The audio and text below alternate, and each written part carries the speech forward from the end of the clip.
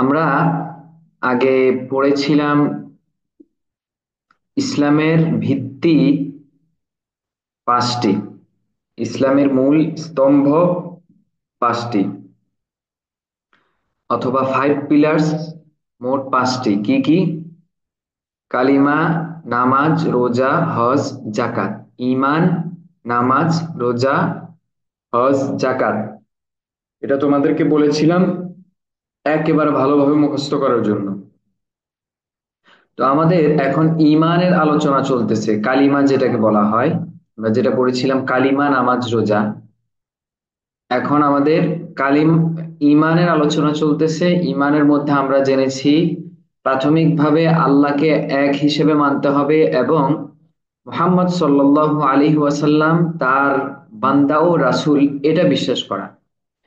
দ্বিতীয়ত, আমাদেরকে আরো কিছু বিষয়ের উপর ঈমান আনতে হয়, যেমন আল্লাহর ফেরেশতাগণ, তার নবীগণ, তার কিতাব যেগুলো নাজিল করেছেন, সেই কিতাবগুলো এমনি ভাবে তিনি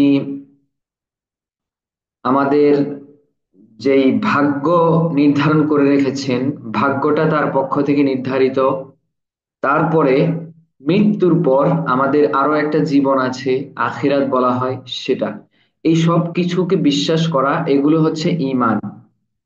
এটা আমরা আগের সপ্তাহে জেনেছি। এবং আমরা আল্লাহর কিছু গুণাবলী সম্পর্কে জানলাম। আল্লাহকে আমরা চিনলাম লাস্ট সপ্তাহে। এই সপ্তাহে আমরা আমাদের প্রিয় নবী হযরত মুহাম্মদ সাল্লাল্লাহু আলাইহি ওয়াসাল্লামের আলোচনা শুনবো। প্রথমে আসো, নবী রাসূল কি? নবী রাসূলের পরিচয়। নবী ও রাসূল হলেন আল্লাহর পাঠানো এমন মহান ব্যক্তিত্ব, যাদের মাধ্যমে আল্লাহ মানব জাতির কাছে তার বিশেষ বার্তা ও নির্দেশনা পৌঁছেছেন। আল্লাহ তাদেরকে বিশেষভাবে মানুষের মাঝে পাঠিয়েছেন, যাতে তারা আল্লাহর আদেশ প্রচার করতে পারেন এবং মানুষকে সত্য, ন্যায় ও নৈতিকতার পথে চলার শিক্ষা দিতে পারেন। এই জন্য আল্লাহ কিছু বিশেষ মানুষকে এই পৃথিবীতে পাঠিয়েছেন। আর নবী রাসূলের মধ্যে একটা পার্থক্য আছে। যারা নবী তারা সবাই আবার রাসূল না, আবার যারা রাসূল তারা সবাই আবার নবী না। এখানে বলা হয়েছে যে নবী কারা বা রাসূল কারা? রাসূল হচ্ছে মানুষদেরকে সঠিক পথ দেখানোর জন্য, কোনটা ভালো কোনটা খারাপ এই বিষয়গুলো বোঝানোর জন্য আল্লাহ রব্বুল আলামিন তার কিছু বান্দাকে মনোনীত করে এই পৃথিবীতে পাঠিয়েছেন।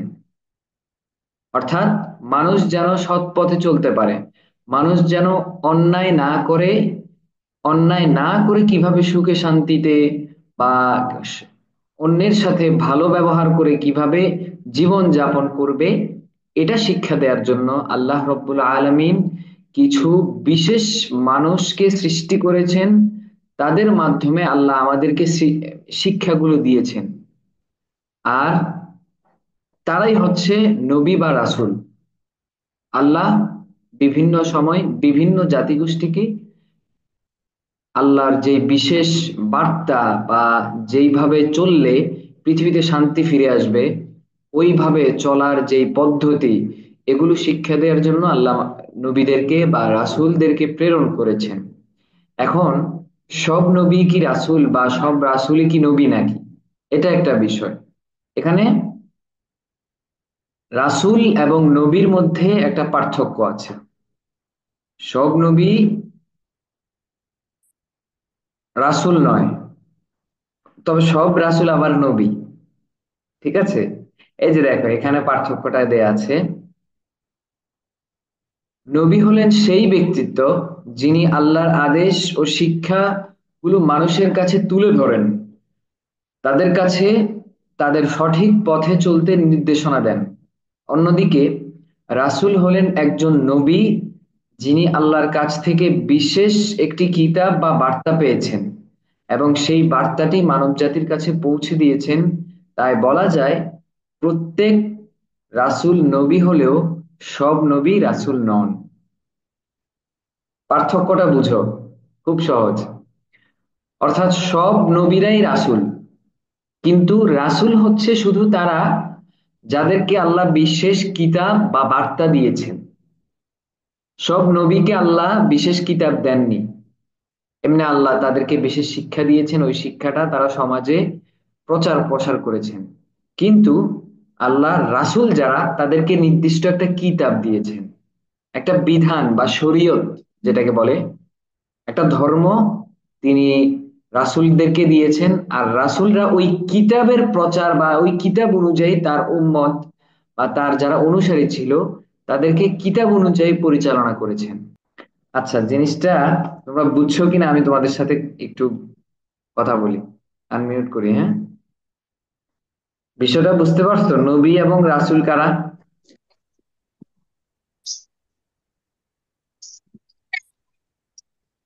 জি। জি। জি, বুঝতে পেরেছি জি। আচ্ছা, দেখি।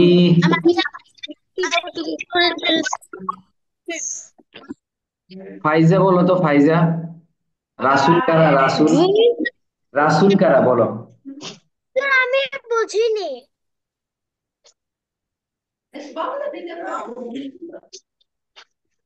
আচ্ছা, তোমরা অনেকে এখনো বুঝোনি, আমি আরেকবার বলি। নবী হচ্ছে বা নবী রাসূল এমন কিছু বিশেষ মানুষ যাদেরকে আল্লাহ রাব্বুল আলামিন পৃথিবীতে পাঠিয়েছেন অন্যান্য সব মানুষদেরকে সঠিক পথ দেখানোর জন্য। অর্থাৎ আল্লাহ ওই রাসূলদের উপর বিভিন্ন সময় বিভিন্ন কিতাব নাজিল করেন, আর সেই কিতাব বা আল্লাহ তাদেরকে একটা শিক্ষা দেন, সেই শিক্ষাটা রাসূল এবং নবীরা মানুষকে দেয়। আর সেই শিক্ষা অনুযায়ী মানুষ যদি পৃথিবীতে চলে তাহলে তারা খুব সুখে শান্তিতে চলতে পারবে। আর যদি সেই নবীর বা রাসূলের দেখানো পথে না চলে, রাসূল বা নবীর অবাধ্যতা করে, তাহলে তারা সমাজে সুখে শান্তিতে চলতে পারবে না। তো এখানে নবী এবং রাসূল এই দুইটার মধ্যে একটা পার্থক্য আছে, ছোট্ট একটা পার্থক্য। পার্থক্যটা হলো, যারা রাসূল তারা নবীদের থেকেও বড়। অর্থাৎ তাদেরকে আল্লাহ বিশেষ একটা কিতাব দিয়েছেন বা বিশেষ কিছু বার্তা দিয়েছেন, সেইগুলো অনুযায়ী তারা সমাজে মানুষকে পথ প্রদর্শন করে, সেই কিতাব বা সেই বিশেষ বার্তা অনুযায়ী। কিন্তু সব নবীকে আল্লাহ বিশেষ কিতাব দেননি। কথা বুঝে আসছে? রাসূলদেরকে বিশেষ একটা কিতাব দিয়েছে, কিন্তু যারা নবী, সব নবীকে আল্লাহ কিতাব দেয় নাই। নবীদের মধ্যে যাদেরকে কিতাব দিছে তারা রাসূল। এতটুকু বুঝতে পারছো তোমরা?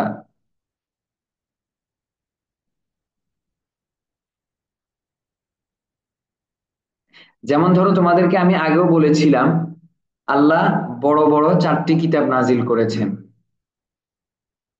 তাওরাত, জাবুর, ইনজিল, কোরআন। তাওরাত, জাবুর, ইনজিল, কোরআন, এগুলো কিন্তু বিশেষ কিতাব। এই কিতাবগুলো যাদের উপর নাজিল করেছেন তারা সবাই রাসূল। এভাবে আল্লাহ যাদেরকে বিশেষ কিতাব বা বিশেষ বার্তা দিয়েছে তারা সবাই রাসূল। কিন্তু সব নবীকে আল্লাহ এরকম বিশেষ কিতাব বা বার্তা দেননি। বুঝে আসছে তোমাদের?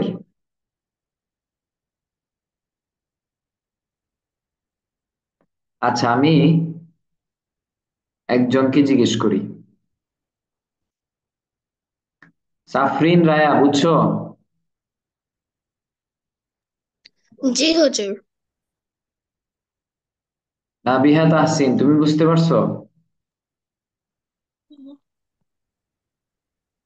নাবিহা, বুঝছো? জি। আচ্ছা, মাশাআল্লাহ। অরণ্য, তোমার কি প্রশ্ন বলো? আমার প্রশ্ন ছিল, মোহাম্মদ সাল্লাল্লাহু আলাইহি সাল্লাম কি নবী ও রাসূল একসাথেই ছিলেন নাকি হ্যাঁ, আলাদা? মোহাম্মদ সাল্লাল্লাহু আলাইহি সাল্লাম নবী এবং রাসূল।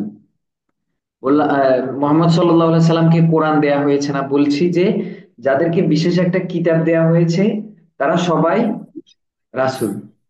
কিন্তু যাদেরকে কিতাব দেন নাই বিশেষভাবে, তারা সবাই নবী। বুঝছো?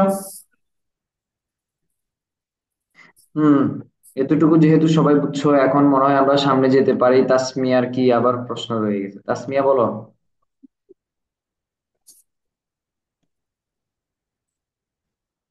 তাসমিয়া কিছু বলবা?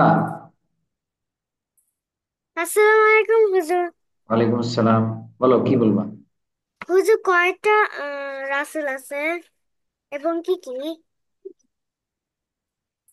রাসূল তো অনেক আছে, নবীও অনেক, রাসূলও অনেক। কিন্তু কিন্তু আমি তো হুজুর, কিন্তু আমি তো শুনেছি 4টা রাসূল আছে। চারটা রাসূল না, রাসূল আছে অনেক, তবে চারজন বিশেষ, ঠিক আছে, যাদের উপর আল্লাহ বড় বড় কিতাব নাজিল করেছেন। কথা বুঝে আসছে? উম, জি হ্যাঁ, হুজুর। আচ্ছা। সাফরিন রায়া, বলো তোমার কি প্রশ্ন। স্যার, আপনি কি জানেন যখন আমার ইসলামের মধ্যে একটা বিকিউ ছিল, সেটা কি মনে হয় আপনি কি ইংলিশে বুঝতে পারবা? আবার বলো।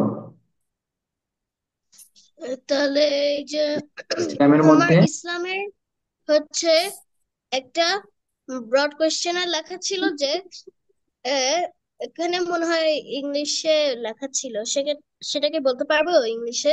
হ্যাঁ, বলো বলো। সেটা বলছিল যে about 1,24,000 নবিস and রাসূলস were sent into this world.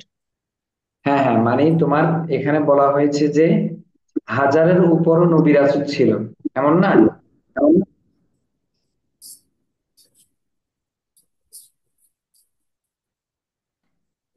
নবী রাসূলের সংখ্যা কত এটা আল্লাহ ভালো জানে। তবে একটা মত আছে যে নবী রাসূলের সংখ্যা 1 লাখ বা 2 লাখের চেয়েও বেশি। বুঝে আসছে?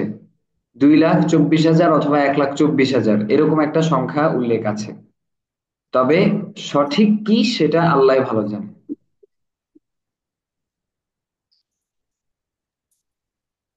জি স্যার, বুঝতে পেরেছি। আচ্ছা, হ্যাঁ, করছি করছি, যাও। চলো তাহলে আমরা সামনে পড়ি। আচ্ছা, এবার দেখো, এখানে আমাদের নবীজি সাল্লাল্লাহু আলাইহি ওয়াসাল্লাম সম্পর্কে বলা হয়েছে। আমাদের প্রিয় নবীজি হযরত মুহাম্মদ সাল্লাল্লাহু আলাইহি ওয়াসাল্লাম ছিলেন আল্লাহর পাঠানো সর্বশেষ এবং সর্বশ্রেষ্ঠ নবী, যিনি মানব ইতিহাসের অন্যতম শ্রেষ্ঠ মানুষ হিসেবে পরিচিত। তিনি মানব জাতিকে আলোর পথে পরিচালিত করতে এসেছিলেন এবং সত্য ও ন্যায়ের বার্তা ছড়িয়েছেন। মক্কা শহরে জন্মগ্রহণ করার পর থেকেই নবীজির সততা, সত্যবাদিতা ও বিশ্বাসযোগ্যতার কারণে তাকে সবাই আল আমিন নামে চিনত। নবীজি ছিলেন অত্যন্ত দয়ালু, বিনয়ী, সহানুভূতিশীল। ছোট বড় সবাইকে তিনি ভালোবাসতেন এবং তাদের পাশে দাঁড়াতেন। তার আচরণ এতটাই আকর্ষণীয় ও মনোমুগ্ধকর ছিল যে সবাই তাকে শ্রদ্ধা করত এবং ভালোবাসতো। তিনি আমাদের শিক্ষা দিয়েছেন কিভাবে সততার সঙ্গে কথা বলতে হয়, কিভাবে ধৈর্য ধারণ করতে হয় এবং যে কোনো পরিস্থিতিতে সত্যের পথে থাকতে হয়। নবীজি সাল্লাল্লাহু আলাইহি ওয়াসাল্লাম শিখিয়েছেন যে আমাদের সব সময় আল্লাহর প্রতি কৃতজ্ঞ থাকা উচিত, কারণ তিনি আমাদের জীবনের প্রতিটি মুহূর্তে সাহায্য করেন। তিনি আরো বলেছেন, দয়া ও ভালোবাসা যেন আমাদের জীবনের প্রতিটি কাজে প্রকাশ পায়। ছোটদের প্রতি স্নেহ এবং বড়দের প্রতি শ্রদ্ধা দেখানো, এমনকি দুর্বলদের সাহায্য করা, এসবই নবীজি সাল্লাল্লাহু আলাইহি ওয়াসাল্লামের শিক্ষা। তার জীবনের প্রতিটি গল্প আমাদের জন্য অনুপ্রেরণা, যা অনুসরণ করলে আমরা একজন ভালো মানুষ হয়ে উঠতে পারি এবং আল্লাহর সন্তুষ্টি অর্জন করতে পারি। আচ্ছা, তাহলে এখানে আমরা কি জানলাম? প্রথমত আমরা জানলাম আমাদের নবীজি সাল্লাল্লাহু আলাইহি ওয়াসাল্লাম আল্লাহর পাঠানো নবীদের মধ্যে একেবারে সর্বশেষ নবী, এবং তিনি ছিলেন মানব ইতিহাসের একেবারে শুরু থেকে, অর্থাৎ আল্লাহ প্রথম মানুষ হিসেবে পাঠিয়েছেন আদম আলাইহিসসালাম। আদম আলাইহিসসালাম থেকে শুরু করে আমাদের পর্যন্ত যত মানুষ এসেছে, সব মানুষের মধ্যে এবং যত মানুষ পরবর্তীতে আসবে সবার মধ্যেই আমাদের প্রিয় নবী হযরত মুহাম্মদ সাল্লাল্লাহু আলাইহি ওয়াসাল্লাম শ্রেষ্ঠ মানুষ। আর তিনি এসেছিলেন কেন? তিনি এসেছেন আমাদেরকে আলোর পথে পরিচালিত করতে। আলোর পথ মানে হচ্ছে সত্য পথ, যেটা যেই পথটা খুব ভালো, এবং তিনি আমাদেরকে সত্য, ন্যায় নিষ্ঠা, ন্যায়পরায়ণতা এগুলো শিক্ষা দেওয়ার জন্য তিনি পৃথিবীতে এসেছিলেন। তিনি জন্মগ্রহণ করেন মক্কা শহরে। আর মক্কায় যারা বসবাস করত, যখন তিনি পৃথিবীতে এসেছেন তখন যারা মক্কায় বসবাস করত তাদের অধিকাংশই ছিল খ্রিস্টান বা অন্য ধর্মের লোক। কিন্তু অন্য ধর্মের হওয়া সত্ত্বেও আমাদের নবীজি সাল্লাল্লাহু আলাইহি ওয়াসাল্লামের আখলাক, চরিত্র এত ভালো ছিল যে এটা দেখে তারা সবাই তখন আমাদের নবীজি সাল্লাল্লাহু আলাইহি ওয়াসাল্লামকে আল আমিন বলে ডাকতো। আল আমিন মানে হচ্ছে যার ন্যায়পরায়ণতা অনেক, বিশ্বাসযোগ্যতা, যাকে সবাই এক নামে বিশ্বাস করতে পারে, সততার যিনি চূড়ান্ত লেভেলে ছিলেন, অর্থাৎ তার সততার শেষ ছিল না, এতই সৎ ছিলেন। ঠিক আছে? তো তার সততা, ন্যায়পরায়ণতা, মানুষের সাথে তার সুন্দর আচরণ, কখনো তিনি মিথ্যা বলে নাই, এই বিশেষ বিশেষ গুণ এগুলোর কারণে তাকে ওই যুগের মানুষ খুব ভালোবাসতো, সম্মান করত, শ্রদ্ধা করত, আল আমিন বলে ডাকতো। বুঝে আসছে? এটা হচ্ছে আমাদের নবীজি সাল্লাল্লাহু আলাইহি ওয়াসাল্লামের একটা বিশেষ বৈশিষ্ট্য, যে তিনি মুসলিম হওয়া সত্ত্বেও তার যুগের যারা কাফের ছিল তারা তাকে ভালোবাসতো তার গুণাবলীর কারণে, তার উত্তম আচরণের কারণে তারা তাকে পছন্দ করত। এরপর তিনি সব সময় ছোটদেরকে ভালোবাসতেন। ছোট বড় যাকেই দেখতেন তিনি সুন্দর করে একটা সালাম দিতেন। এটা তার বড় একটা শিক্ষা। এবং কেউ কোনো বিপদে পড়লে তিনি তার পাশে দাঁড়াতেন। এটা ছিল তার মহান একটা ভালো চরিত্র, অর্থাৎ একজন মানুষ বিপদে পড়েছে তিনি তাকে সহযোগিতা করতেন।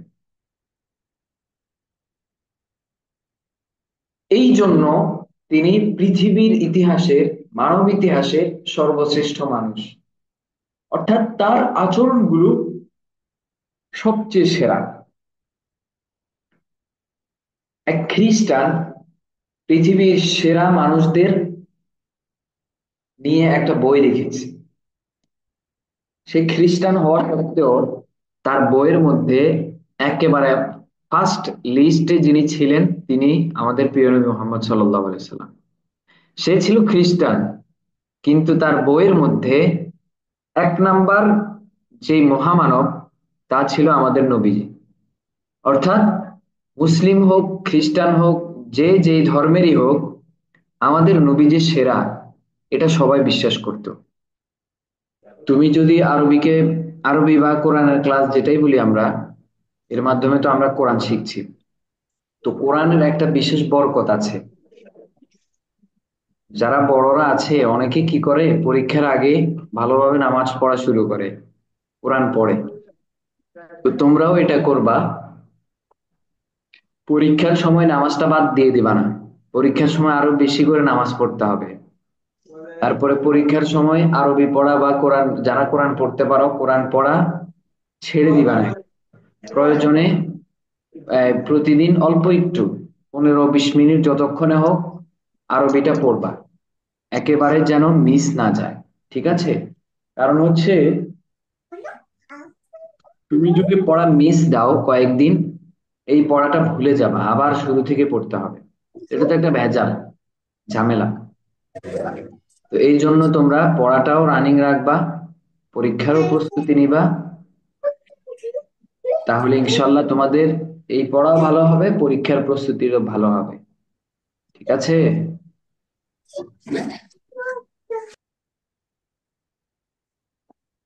বুঝে আসছে তোমাদের? জি। জি।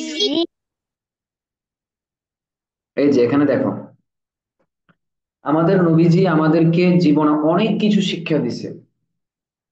অর্থাৎ আমাদের ব্যক্তিগত লাইফ আমরা কিভাবে পরিচালনা করব, আমাদের পারিবারিক জীবন, আমাদের সামাজিক জীবন, আমাদের রাষ্ট্রীয় জীবন, সবকিছুই কিন্তু আমাদের নবীজি আমাদেরকে শিক্ষা দিয়েছেন।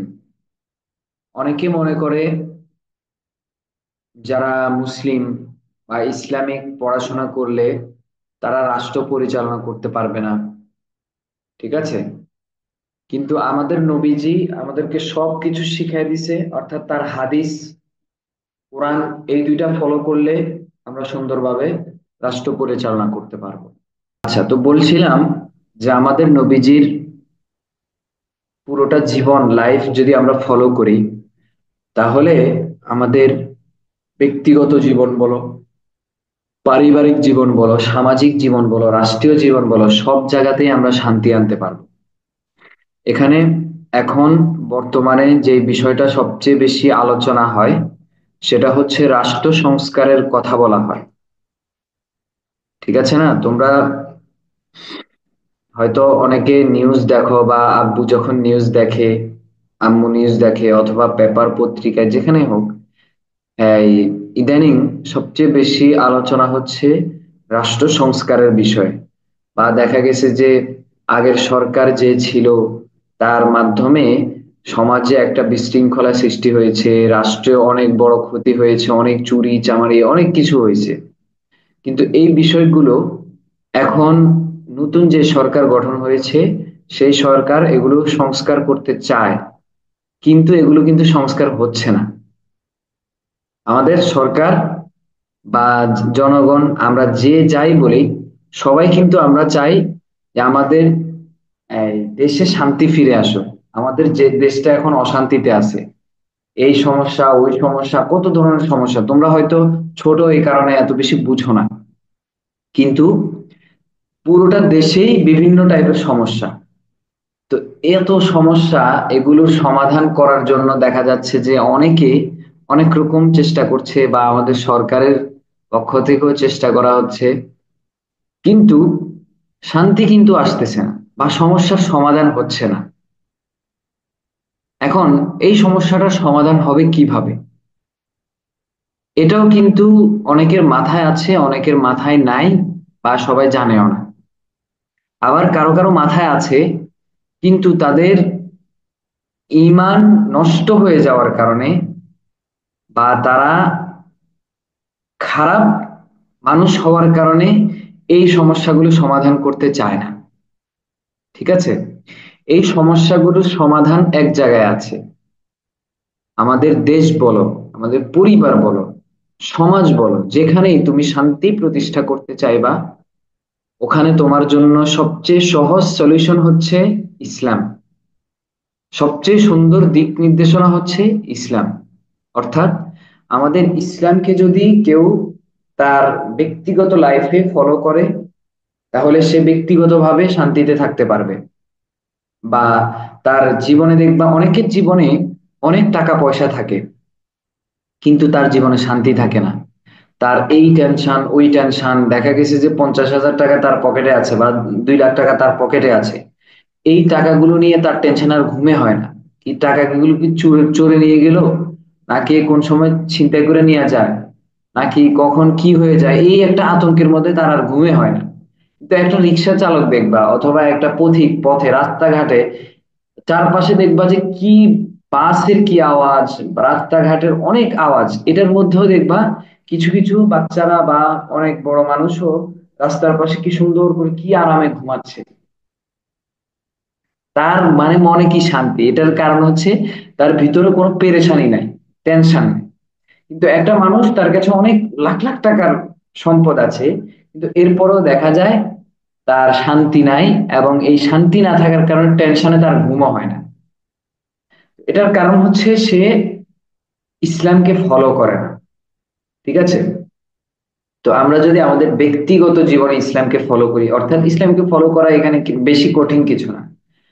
নামাজ পড়া, এরপরে মানুষের সাথে ভালো ব্যবহার করা, কারোর সাথে খারাপ আচরণ না করা, এইগুলোই ইসলাম। যত ধরনের ভালো কাজ হইতে পারে সবগুলোই ইসলাম।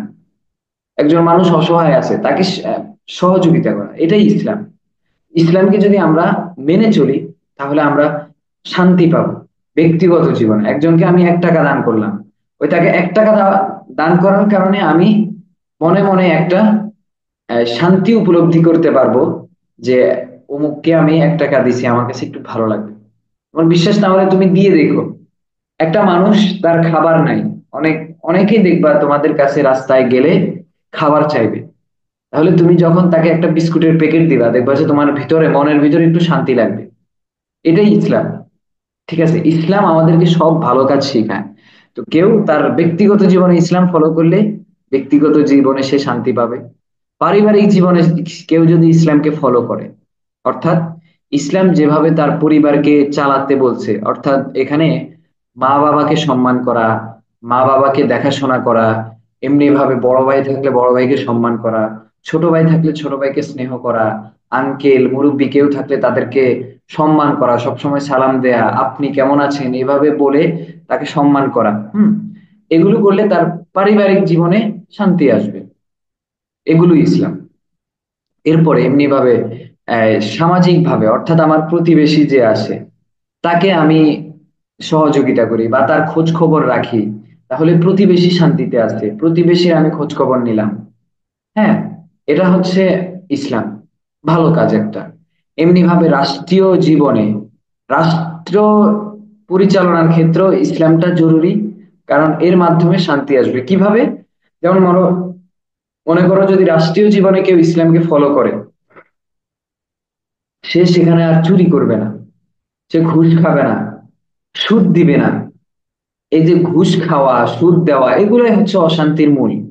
একজন মানুষ, সে চাকরি করতে গেলে সে লাখ লাখ টাকা ঘুষ দিয়ে সে চাকরি করে। এখন সে কি করবে? সে এবার অফিসে বসে বসে যত ধরনের চুরি করা দরকার সব করবে, কারণ ওই যে ঘুষ দিয়ে ঢুকছে, এখন তার ঘুষের টাকাটা তো উঠাতে হবে। ঠিক আছে? কিন্তু সে এখানে যদি ঘুষ না দিয়ে ঢুকতো, সঠিক পন্থায় বা ইসলামিক যেই পন্থাগুলো আছে, ঘুষ না দেওয়া, ঘুষ না নেয়া, এই বিশেষ ব্যবস্থাপনাগুলো যদি থাকতো, তাহলে আমাদের দেশে এত অশান্তি থাকতো না। ঠিক আছে? এই যে মারামারি, চুরি, ডাকাতি, এগুলো এগুলো তো ইসলামে নাই, এগুলো তো ইসলামে নিষেধ করে, এবং এগুলোর জন্য বিশেষ কিছু শাস্তিও আছে।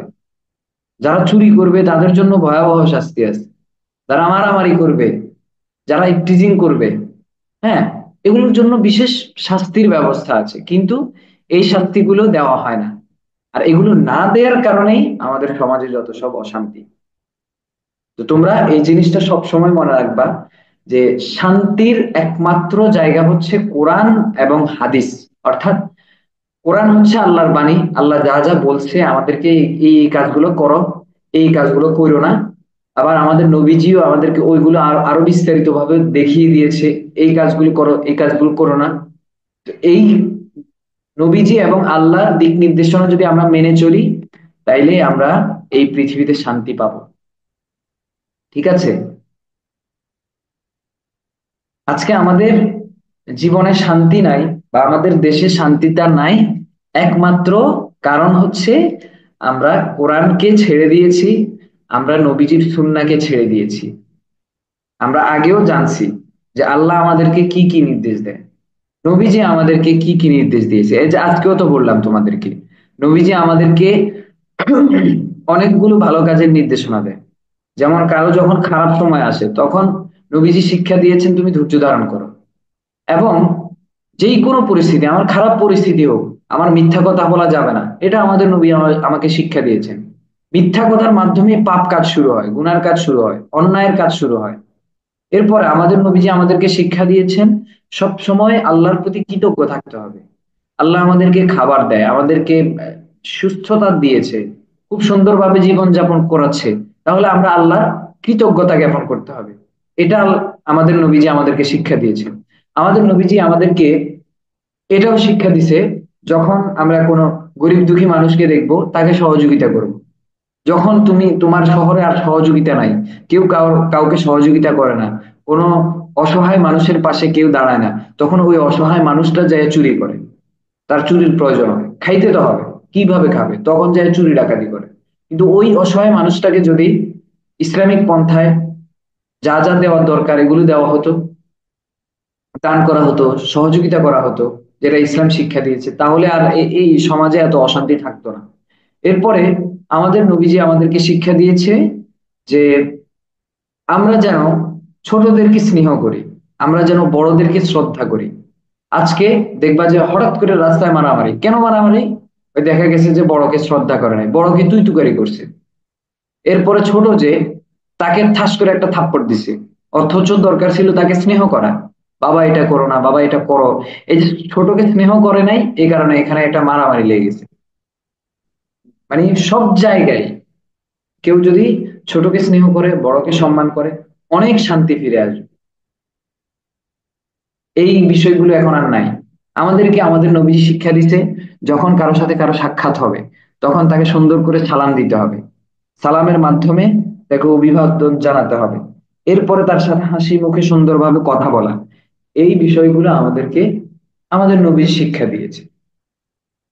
আচ্ছা, তো এই শিক্ষাগুলো যদি আমরা আমাদের জীবনে ফলো করি, তাইলেই তো আমাদের জীবনে শান্তিটা থাকে, আমাদের জীবনে আর কোনো অশান্তি আসবে না। আমাদের দেশে আমরা কোরআনী শাসন চাই, বা কোরআন যেই বিষয়গুলো বলেছে, আমাদের নবীজি যা যা বলেছে, এগুলো যদি আমরা মেনে চলি, তাইলেই আমাদের দেশে শান্তি ফিরে আসবে। কথা বুঝে আসছে? এটাই আমাদের বিশ্বাস। তোমরা, কারণ হচ্ছে ইসলাম একটা সময় এই পৃথিবীকে পরিচালনা করেছে। আমাদের নবীজি সাল্লাল্লাহু আলাইহি ওয়াসাল্লাম অনেক বড় একটা এলাকা তিনি পরিচালনা করেছে। তিনি প্রধানমন্ত্রী বলো বা রাষ্ট্রপ্রধান বলো, তিনি রাষ্ট্রপ্রধান ছিল আমাদের নবীজি। এবং তিনি রাষ্ট্রপ্রধান থাকা অবস্থায় কোনো ধরনের চুরি চামারি কিছু হয় নাই তার রাষ্ট্রে। এরপরে তারপরে আবু বকর রাদিয়াল্লাহু আনহু, তার সাহাবী। এরপর উমর রাদিয়াল্লাহু আনহু, তার সাহাবী। উমর রাদিয়াল্লাহু আনহু যখন এই রাষ্ট্র পরিচালক ছিলেন, তখন পুরো অর্ধেক পৃথিবীর তিনি শাসক ছিলেন, হযরত ওমর রাদিয়াল্লাহু আনহু। তাহলে ওই সব জামানায় কিন্তু এত চুরি চামারি এগুলো হইতো না। এখনকার যারা রাষ্ট্রনায়ক হয়, যারা রাষ্ট্রের প্রধান হয়, এরা হাজার হাজার কোটি কোটি টাকা, হাজার কোটি টাকা এরা লুটপাট করে, আমাদের জনগণের টাকা বিভিন্ন ট্যাক্সের মাধ্যমে তারা আমাদের থেকে উসুল করে নিয়ে তারা চুরি করে চলে যায়। কিন্তু আমাদের নবীজি বা ইসলামিক কোন শাসক শাসক মুসলিম কোন শাসক এগুলো করে নাই। এগুলো না করলেই তো শান্তি ফিরে আসে। বুঝে আসছে তোমাদের? এটা সবসময় মাথায় রাখবা, প্রকৃত শান্তি ইসলামেই আছে, অন্য কোথাও নাই।